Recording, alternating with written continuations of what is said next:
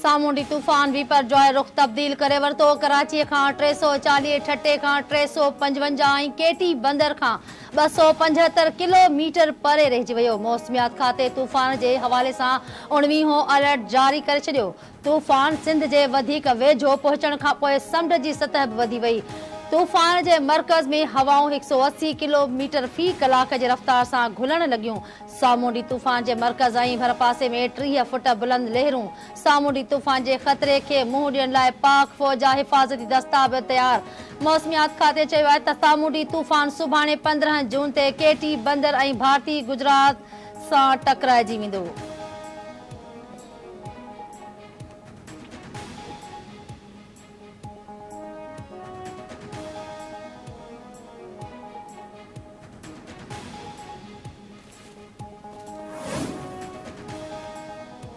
सामूंडी तूफ़ान जे असरनि सबबि सिंध जे मुख़्तलिफ़ शहरनि ते कारा कखर छाइजी विया। कराची जे लेफ्टिनेंट डिफेंस मलीर गुलशन हदीद इब्राहिम हैदरी ऐं ॿियनि इलाइक़नि में किथे तेज़ ऐं किथे हल्की बरसात।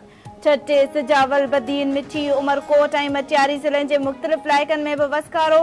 मुख़्तलिफ़ हंधनि ते मिटीअ जे तूफ़ान सबबि केतिरा ई वण किरी पिया, छपरा उॾामी विया। सामूंडी तूफ़ान जे ख़तरे खे नज़र आॾो रखंदे इस्पतालनि में डॉक्टरनि ऐं ॿिए अमले जूं मोकलूं रद्द।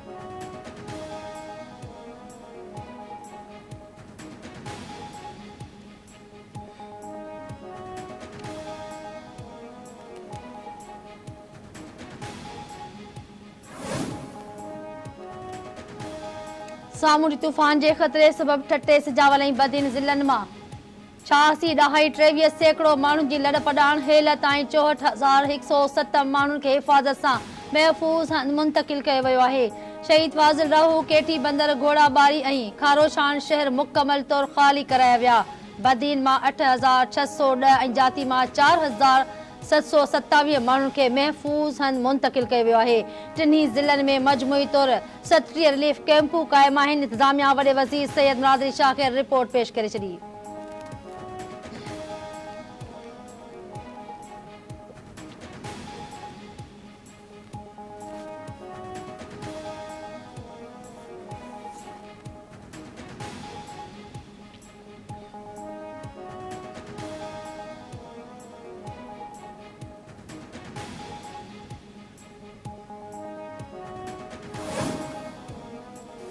सिंध सरकार पारां सामूंडी पट्टीअ मां माण्हुनि खे महफ़ूज़ हंधि मुंतक़िल करण जो सिलसिलो जारी। इतलात वारे सूबाई वज़ीर शहर जिलेना मेमून चयो आहे त हेलत ऐं 74,343 माण्हुनि मां 64,107 माण्हुनि खे महफ़ूज़ हंधनि ॾांहुं मुंतक़िल कयो वियो आहे। उमेद आहे त रहिजी वियल 10,236 माण्हू बि जल्द महफ़ूज़ हंधनि ते मुंतक़िल थी वेंदा।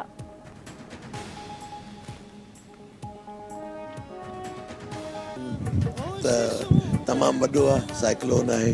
कल्ह असांजो चीफ मिनिस्टर साहब बि आयो हो, असां हुन सां गॾु हुआसीं ऐं मूंखे हींअर बिलावल भुट्टो साहब असांजे चेयरमैन साहब फ़ोन आई, उहो गाहे बागाए असांखां हाल अहिवाल पुछे पियो ऐं पाण हुकुम कनि पिया त माण्हुनि खे महफ़ूज़ हंधनि ते मोकिलियो। पुलिस इंतिज़ामिया सभु आहियूं, असां पाण बि चाहियूं।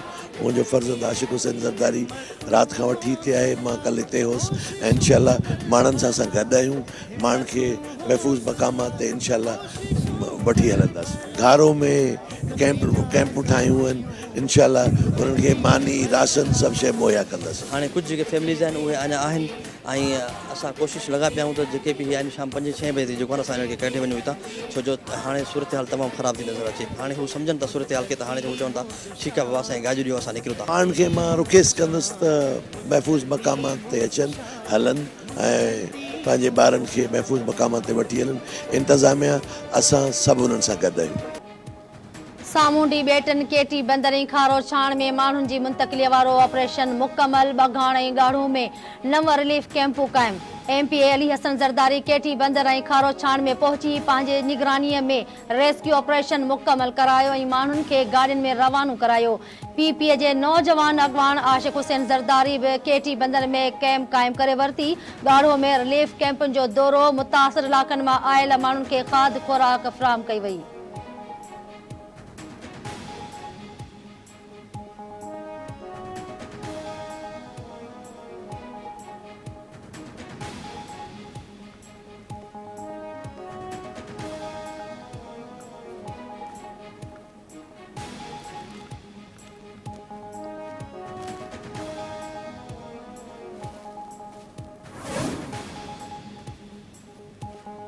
फ़ौज जवान खारो छाण जे ॻोठ मूसा मां समुंड में फाथल माण्हुनि खे कढण में कामयाब।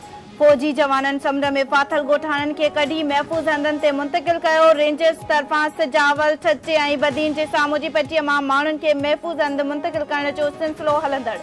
रेंजर्स तर्जमान चयो आहे त राशन बैग, साफ़ पाणी ऐं ॿियनि ज़रूरी शयुनि ते ॿधल 11 ट्रकूं मुतासिर इलाइक़नि ॾांहुं रवानियूं कयूं वियूं आहिनि। सजावल छचे ऐं बदीन जे मुतासिर इलाइक़नि में रेंजर्स तरफ़ां 77 रिलीफ कैंपूं क़ाइमु कयूं वियूं आहिनि।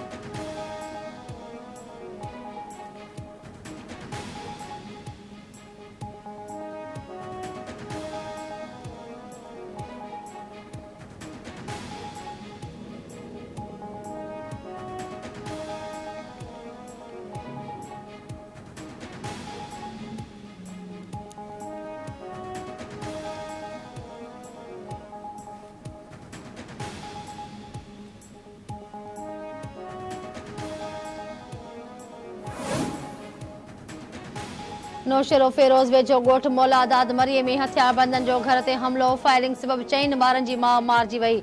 रोहड़ी वेझो दुबर थाणे जी हद में जवाबदारनि घरू मामले तां शमशाद जागीरानी खे घुटा ॾेई क़तल करे छॾियो। वार भरिसां ॻोठ ज़मार चोलियाणीअ में जवाबदारनि छुरियुनि जा वार करे नौजवान मोहम्मद यामीन चोलियाणी खे बेदर्दी सां क़तल कयो।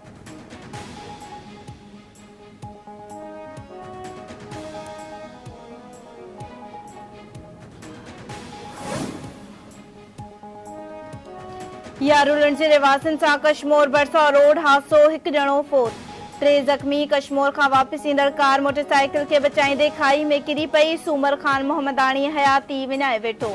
ज़ख़्मियुनि खे रहीम यार ख़ान अस्पताल मुंतक़िल कयो वियो।